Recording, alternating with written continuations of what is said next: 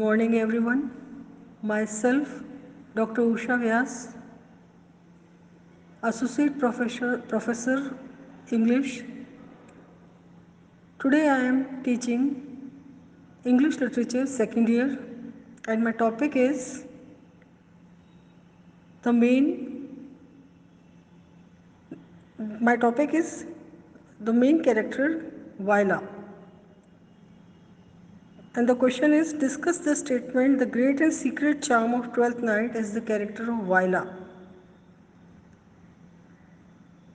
Now the answer, Viola is the moving spirit, the heroine of Twelfth Night.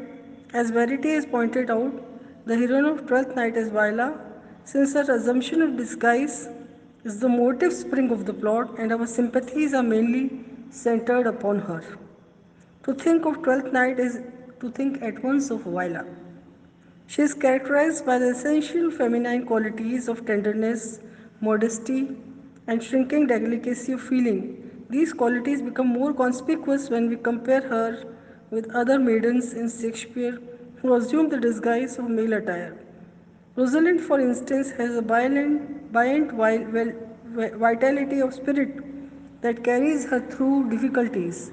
Portia can trust in any emergency to her virile intellect, ready wit, and force of will.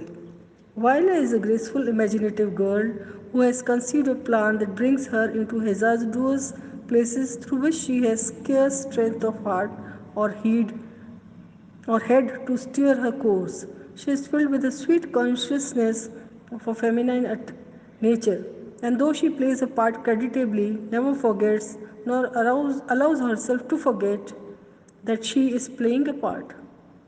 Her girlishness reveals itself in little ways, and when she is confronted with danger, as in the duel scene, she almost breaks down in her disguise, and we wonder whether the discovery can be delayed.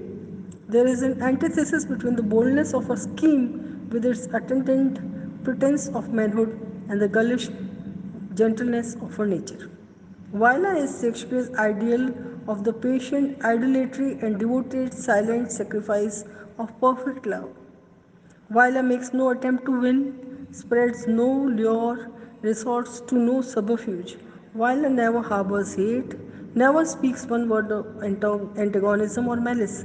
She does not assume that Orsino is her property because she happens to love him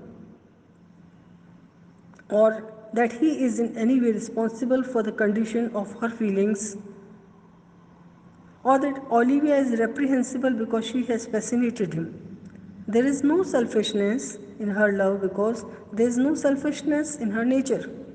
Viola is as gay as she is gentle and as guileless and simple as she is generous and sincere. In Viola, however, the intellect and the emotions are mutually organized, courage inextricably mingled with timidity, self confidence with fear, wit with sympathy, and gaiety with pain. Fate places Viola in a peculiarly difficult position. Putting on male attire, she takes service as a page with a duke who likes her but has no idea of her real sex. She falls in love with this duke who employs her as his messenger to a lady whom he is deeply enamored but to whom he has no access. The lady naturally mistakes her for a young man for whom she conceives a strong passion. It is bafflingly complicated situation which Viola analyzes with perfect dearness. She is perplexed but not unnerved. Her self-control is unshaken as her intelligence is acute. She bandies criticism with the virtuosity of an expert, holds her own in smart dialogue with Sir Toby Belch, and blooms at once into a rare courtier as soon as Olivia appears on the stage, and all this she does in the course of a single scene in the play. Left alone with Olivia, she is occasionally swayed between a feeling of competition with the rival and of devotion to the Duke, whose happiness she wants to promote. But she retains a keen sense of honor which prevents her from acting treacherously.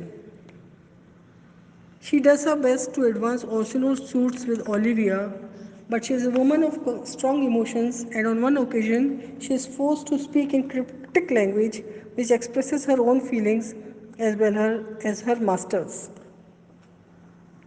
Thank you. This is all for today. See you again all tomorrow.